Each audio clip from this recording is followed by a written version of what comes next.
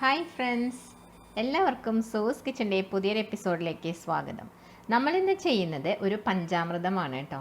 പഞ്ചാമൃതം എന്ന് പറയുമ്പോൾ തന്നെ നമുക്ക് പഴനിമലയാണ് ആദ്യം മനസ്സിലേക്ക് ഓടിയെത്തുക അല്ലേ. ഇന്ന് തൈപ്പൂയമല്ലേ, അപ്പോൾ നമുക്ക് സുബ്രഹ്മണ്യ സ്വാമിക്ക് പൂജ വെക്കുന്നവർക്കായി അല്ലെങ്കിൽ നമുക്ക് വീട്ടിൽ കഴിക്കാനായിട്ടും ഈ രീതിയിൽ പഞ്ചാമൃതം ഉണ്ടാക്കാം. അപ്പോൾ ഈ പഞ്ചാമൃതത്തിൻ്റെ റെസിപ്പി നിങ്ങളൊന്ന് ട്രൈ ചെയ്ത് നോക്കൂ. നിങ്ങൾക്ക് എൻ്റെ വീഡിയോ ഇഷ്ടപ്പെടുകയാണെങ്കിൽ ഒന്ന് ലൈക്ക് ചെയ്യാനും അതുപോലെ തന്നെ സബ്സ്ക്രൈബ് ചെയ്യാനും മറക്കരുത്. നമുക്കപ്പോൾ ഈ റെസിപ്പി എങ്ങനെയാണ് ഉണ്ടാക്കുന്നതെന്ന് നോക്കാം. നമുക്കപ്പോൾ പഞ്ചാമൃതം ഉണ്ടാക്കാൻ തുടങ്ങാം. അതിനു വേണ്ടി ഞാൻ ഇവിടെ ഒരു 4 മൈസൂർ പൂവൻ എടുത്ത് വെച്ചിട്ടുണ്ട്.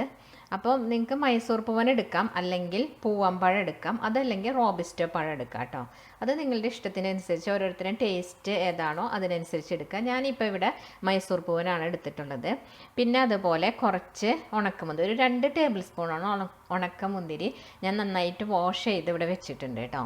പിന്നെ ഒരു 2 ടേബിൾ സ്പൂൺ തന്നെ ശർക്കര ഇങ്ങനെ ഒന്ന് പൊടിച്ചെടുത്തിട്ടുള്ളത്. ഫൈനായിട്ട് പൊടിച്ചിട്ടൊന്നുമില്ല കേട്ടോ, നമ്മൾ ആ ഇടികല്ലുണ്ടല്ലോ അത് വെച്ചൊന്ന് ഇടിച്ച് വെച്ചിട്ടുള്ളതാണ്. പിന്നെ നമുക്ക് വേണ്ടത് ഇതിപ്പം ഞാൻ തേങ്ങാക്കൊത്ത് നെയ്യിൽ വറുത്തെടുത്തിട്ടുള്ളതാണ്. അതും ഒരു 2-3 ടേബിൾ സ്പൂൺ നിങ്ങൾക്ക് എടുക്കാം. അപ്പോൾ തേങ്ങാക്കൊത്തിന് പകരം ഉണങ്ങിയ തേങ്ങ ഉണ്ടല്ലോ, കൊപ്ര എന്ന് പറയും അല്ലെങ്കിൽ കൊട്ടത്തേങ്ങ എന്ന് പറയും, അതാണെങ്കിൽ ഏറ്റവും ബെസ്റ്റാണ് കേട്ടോ. ഇപ്പം എനിക്കത് കിട്ടാത്ത കാരണം ഞാൻ തേങ്ങ എടുത്തിട്ട് നെയ്യിൽ വറുത്ത് വെച്ചിട്ടുള്ളതാണ്. പിന്നെ നമുക്ക് വേണ്ടത് ഡേറ്റ്സ് ആണ്. ഒരു 7ഓളം ഡേറ്റ്സ് നല്ല സോഫ്റ്റ് ആയിട്ടുള്ളത് കേട്ടോ എടുക്കുക. ഇങ്ങനെ ഇങ്ങനെ പിടിക്കുമ്പോൾ നല്ല സ്ക്വിഷി ആയിട്ട് വരുന്ന ടൈപ്പ് ഡേറ്റ്സ് എടുക്കുക. ഹാർഡായിട്ടുള്ളത് എടുക്കാതിരിക്കുകയായിരിക്കും നല്ലത് കേട്ടോ.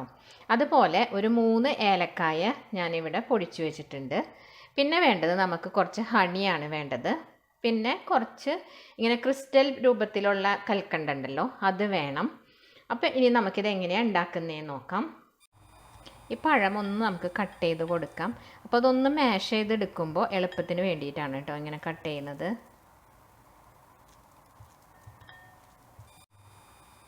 ഇനി നമുക്കിതൊന്ന് പതുക്കെ മാഷ് ചെയ്ത് കൊടുക്കാം നന്നായിട്ട് തന്നെ. ഒരുപാട് അങ്ങ് ഉടഞ്ഞു പോകേണ്ട ആവശ്യമില്ല കേട്ടോ. ചെറുതായിട്ട് നമുക്ക് കടിക്കാൻ വേണ്ടി കഷ്ണങ്ങളൊക്കെ കിട്ടണം. അപ്പം ഞാനൊന്ന് നന്നായിട്ട് മാഷ് ചെയ്ത് കൊടുത്തിട്ടുണ്ട് കേട്ടോ. ഇതിലേക്ക് നമ്മൾ അരിഞ്ഞ് വെച്ചിട്ടുള്ള ഡേറ്റ്സ് ഇട്ട് കൊടുക്കാം. ഇത് ഏകദേശം ഒരു 7 ഡേറ്റ്സ് ഉണ്ട് കേട്ടോ. അതും കൂടി ഇതിൻ്റെ കൂടെ ഒന്ന് മാഷ് ചെയ്ത് കൊടുക്കാം. അപ്പം നമ്മൾ ആ പഴവും ഡേറ്റ്സും കൂടെ നന്നായിട്ടൊന്ന് മാഷ് ചെയ്ത് കൊടുത്തിട്ടുണ്ട് കേട്ടോ. അതിനുശേഷം നമുക്കിതിലേക്ക് എടുത്തു വെച്ചിട്ടുള്ള ശർക്കര ഇട്ട് കൊടുക്കാം. ഇത് ഏകദേശം 2 ടേബിൾ സ്പൂൺ തന്നെ ഉണ്ട് കേട്ടോ ശർക്കര.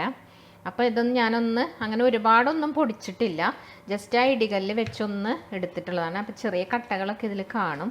അതും ഒന്ന് നന്നായിട്ട് ഇതിൻ്റെ കൂടെ മിക്സ് ചെയ്ത് കൊടുക്കാം. ഇപ്പം നമ്മൾ ആ ശർക്കരയും കൂടി ഇതിൻ്റെ കൂടെ നന്നായിട്ടൊന്ന് മാഷ് ചെയ്ത് കൊടുത്തിട്ടുണ്ട് കേട്ടോ. ഇനി ബാക്കി വെച്ചിട്ടുള്ള നമ്മളെ ഇൻഗ്രീഡിയൻസ് എല്ലാം ചേർക്കാം. ഇതിപ്പോൾ ഉണക്കമുന്തിരി ഞാൻ കഴുകി വെച്ചിട്ടുള്ളതാണ്. അത് ഇതിലേക്ക് ഇട്ട് കൊടുക്കാം. ഒരു 2 ടേബിൾ സ്പൂണോളം തന്നെ ഉണ്ട് കേട്ടോ ഇതും. ഇനി അതിനോടൊപ്പം നമ്മൾ വറുത്ത് വെച്ചിട്ടുള്ള തേങ്ങാക്കൊത്തുണ്ടല്ലോ അത് ചേർത്ത് കൊടുക്കാം കേട്ടോ. ഇത് നെയ്യിൽ വറുത്ത് വെച്ചിട്ടുള്ളതാണ്. അതിന് ശേഷം ഇതിനോടൊപ്പം 2 ടേബിൾ സ്പൂൺ ഹണി ചേർത്ത് കൊടുക്കാം. ഹണി ചേർത്തതിന് ശേഷം 3 ഏലക്കായ പൊടിച്ച് വെച്ചത് ഇട്ട് കൊടുക്കാം. ഏലക്കായ ചേർത്തതിന് ശേഷം നമുക്ക് പച്ചക്കർപ്പൂരം ഇതിലേക്ക് നിങ്ങളുടെ കയ്യിലുണ്ട് എന്ന് വെച്ച് ഇട്ട് കൊടുക്കാം.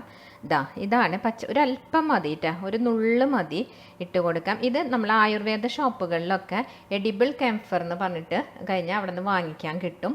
അതാണ് ഇത്. നമ്മളിങ്ങനെ ആരതി ഒഴിയുന്ന കർപ്പൂരം അല്ല കേട്ടോ, ഇത് കഴിക്കുന്ന ടൈപ്പ് പച്ചക്കർപ്പൂരം തന്നെ അത് തന്നെ നിങ്ങൾ പറഞ്ഞിട്ട് വാങ്ങിക്കണം.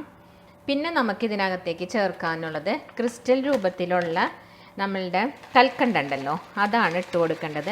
അതും അങ്ങനെ അധികം അളവൊന്നുമില്ല കേട്ടോ, കുറച്ച് ഇട്ട് കൊടുക്കാം. ഒരു 1-1.5 ടേബിൾ സ്പൂണൊക്കെ നമുക്കിതിലേക്ക് ചേർത്ത് കൊടുക്കാം കേട്ടോ. ഇനി നമുക്ക് ഇതെല്ലാം കൂടി നമ്മൾ ചേർത്തത് എല്ലാം കൂടി ഒന്ന് മിക്സ് ചെയ്ത് കൊടുക്കാം. ഇനി നമുക്ക് ലാസ്റ്റായിട്ട് ഇതിലേക്ക് 1 ടേബിൾ സ്പൂൺ നെയ്യ് ഒഴിച്ച് കൊടുക്കാം. ഈ നെയ്യ് ഇങ്ങനെ ഒഴിക്കുമ്പോഴാണ് കേട്ടോ ഇതിന് ടേസ്റ്റ് കൂടുന്നത്. അപ്പം നമുക്ക് നെയ്യ് 1-1.5 ടേബിൾ സ്പൂണോളം തന്നെ ഒഴിച്ച് കൊടുക്കാം കേട്ടോ. ഈ പഞ്ചാമൃതത്തിന് ടേസ്റ്റ് കൂടുന്നത് അപ്പോഴാണ് കേട്ടോ. ഈ നെയ്യും കൂടെ ഇതിൻ്റെ കൂടെ നന്നായിട്ടൊന്ന് മിക്സ് ചെയ്ത് കൊടുക്കാം. നോക്കട്ടെ, ഇതാ അപ്പം ഞാൻ ആ നെയ്യും കൂടെ നന്നായി മിക്സ് ചെയ്തു. ഇപ്പം നമ്മളുടെ പഞ്ചാമൃതം ഇവിടെ റെഡി ആയിട്ടുണ്ട് കേട്ടോ. സൂപ്പർ ടേസ്റ്റാണ്. അപ്പോൾ ഇന്ന് തൈപ്പൂയമാണ്. അപ്പോൾ ഇന്ന് നമുക്ക് സുബ്രഹ്മണ്യ സ്വാമിക്ക് ഇത് ഇപ്പം പൂജയ്ക്കായി വെക്കുന്നവരാണെങ്കിൽ ഇതുപോലെ ഒന്ന് ചെയ്തു നോക്കൂ. പഞ്ചാമൃതം, പഴനിയിലെ പഞ്ചാമൃതത്തിൻ്റെ ഒക്കെ നമുക്ക് കേൾക്കുമ്പോൾ തന്നെ അതല്ലേ പെട്ടെന്ന് ഓർമ്മ വരാം, പഞ്ചാമൃതം എന്ന് കേൾക്കുമ്പോൾ. അപ്പോൾ ഇങ്ങനെ ഒന്ന് ട്രൈ ചെയ്ത് നോക്കൂ. നിങ്ങൾക്ക് എൻ്റെ വീഡിയോ ഇഷ്ടപ്പെടുകയാണെങ്കിൽ ലൈക്ക് ചെയ്യാനും അതുപോലെ തന്നെ കമൻറ്റ് ചെയ്യാനും മറക്കരുത്. അടുത്തൊരു വീഡിയോയുമായി കാണുന്നവരേക്കും ബൈ. താങ്ക്സ് ഫോർ വാച്ചിങ് സൂസ് കിച്ചൺ.